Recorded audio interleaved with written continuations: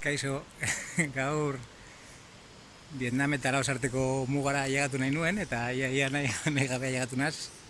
Pasatut hemen atzean dagoen herrizka txiki bat. Eta uste nuen maparen arabera, urrunago zegoela, baina hau da.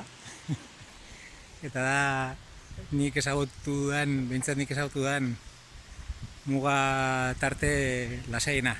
Ez dago inor ere ez. Kriston txiringitoa da, hori bai, ondia da. Eta hemen daude militarren barrakoiak eta hori dira.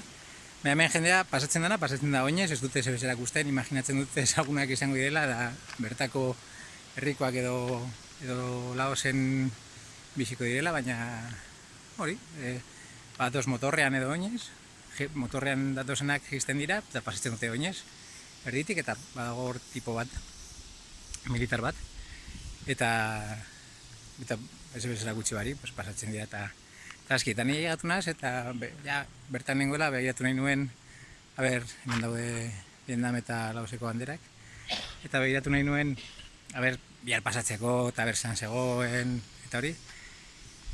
Eta bertan zegoen poliziari edo militarrari esan diot, bihar pasako naz, gaur hemen lo egingo dut, eta eraman nau, bertan hemen barruan dagoen hotel batera. Eta hotel moduko bat dira logelatxo batzuk. Ikusten duzue. Hau da, muga zeharkatzeko gunea, hor bizadoa, sigilloa jartzen dute. Eta gero muga guztietan bezala badago hor lurralde zatitxo bat, inorrena ez dana.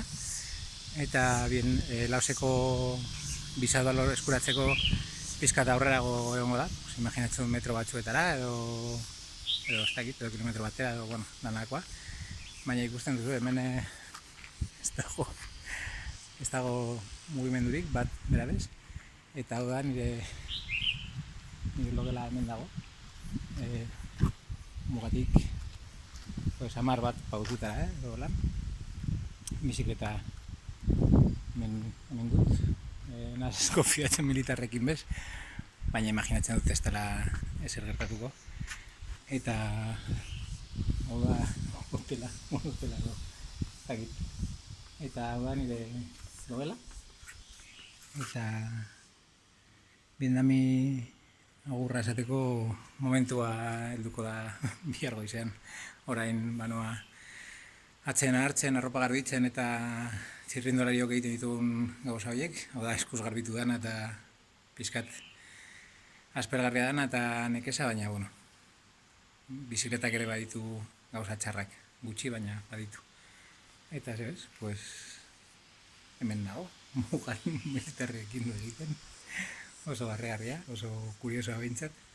Espero nuen leku guztietan bezala, dendak, postuak, jendea diru aldatzen, baina ez dago deus ez. Ez dago zebez, eskaini date diru aldatzeko hotel baten, baina hemen ez dago lasaitasuna eta zaratarik ez. Ez kamioirik, ez kotxerik, ez. Gero arte.